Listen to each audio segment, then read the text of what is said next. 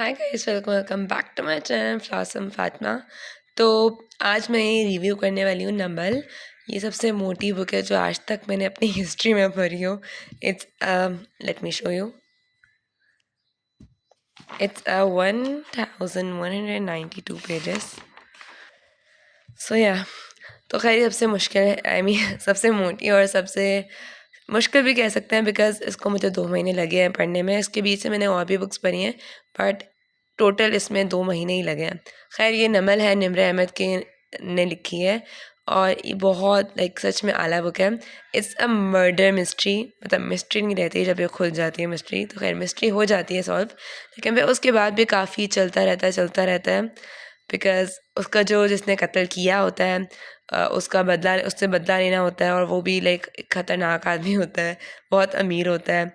अच्छा, इसमें ना करेक्टर्स के नाम है ज़ुमर, she is the I think वो हीरोइन है, और फ़ारिज़ गाज़ी, इसमें सादी यूसुफ़ है, और हनैन, ये हैं। और उसके अलावा हाशिम, आई मीन जो दूसरी पार्टी ना, जो एनिमी है इनके, वो हैं हाशिम कारदार, नौशरवा कारदार, और क्या था, जवाहरात कारदार। तो ये इनकी फैमिली होती है। हाँ, तो इसमें कत्ल हुआ होता है। इसमें शुरू में ही ऐसे शुरू इस तरह होता है कि कत्ल हुआ होता है किसका, फ़ारिज़ गाज़ी के भाई का, और फ़ारिज़ के ही बीवी का, और एक थोड़ी सी उसकी किडनी फेल हुई होती है। अच्छा, खैर बहुत कॉम्प्लिकेटेड था, मुझे भी काफ़ी अंदर जाके समझ आया था कि किस तरह है और क्या इनका ख़ानदान का क्या है, इनका ख़ानदान उसमें क्या चल रहा है। बिकॉज इसमें सौतेला करके भी होता है, 2 शादियाँ वाला टाइप पर अभी मिक्सचर होता है, जिसकी वजह से थोड़ा कन्फ्यूजिंग है। खैर उसके अलावा बहुत ज़्यादा इसमें सबक दिए हुए हैं यार, इतने सबक इतना लेक्चर।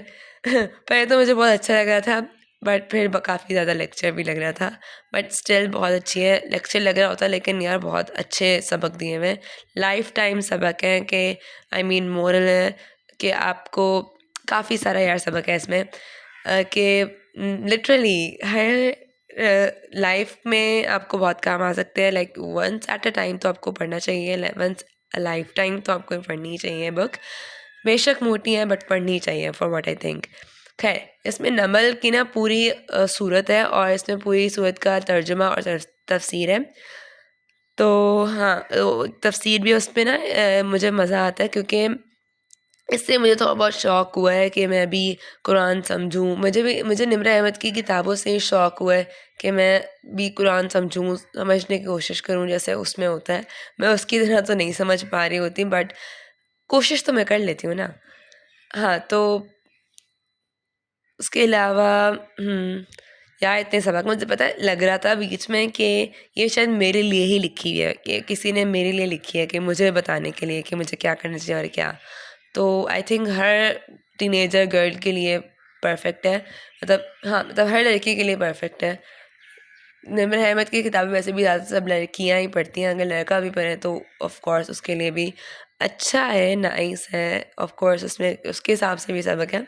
हाँ, तो इसमें नमल की तफसीर तर्जुमा है, इसमें नमाज की भी पूरा तर्जुमा है, और इसमें किस तरह आप नमाज कायम करो। एक लड़की होती है जो नमाज नहीं पढ़ती होती, फिर वो नमाज कायम करती है, फजर में भी उठती है, और इस तरह भी पता उसका पूरी जर्नी होती है कि वो किस तरह अपनी नमाज को कायम करती हैं। तो फिर उसके हिसाब से हमारे भी मिलता है कि किस तरह हमें भी नमाज कायम करनी है।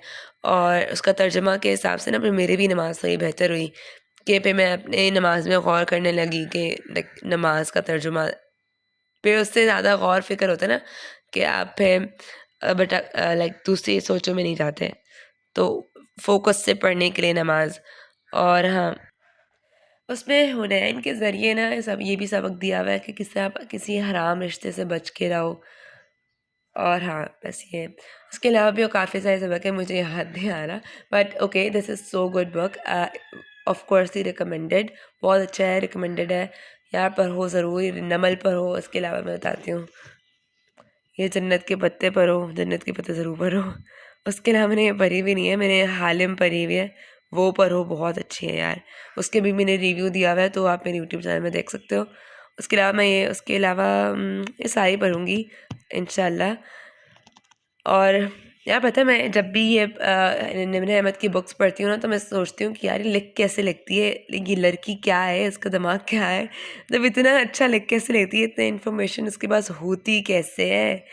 तो इसकी जो बुक्स होती हैं दूसरे मुल्क से भी और दूसरी जगह से भी होता है कि दूसरे मुल्क का ये बताती है। तो इस मुल्क में इस बुक में इसने श्रीलंका के मुल्क के बारे में बताया है, उसकी इन्फॉर्मेशन दी हुई है। और जन्नत के बत्तन में जैसे टर्की की दी थी, हाल ही में मलेशिया की दी थी, इसमें श्रीलंका की है। और बस मैं यही सोचती हूँ कि निम्रा अहमद ये लिख कैसे लिखती है, इसकी बस इतनी इन्फॉर्मेशन होती कैसे है, और बहुत अच्छे से बहुत अच्छे अंदाज में लिखा हुआ होता है। बस ये है कि बहुत मोटी है, मैं बहुत थक गई थी इसको पढ़ के, बट स्टिल बहुत अच्छी है, रिकमेंडेड है। And yes, this was the review, bye bye.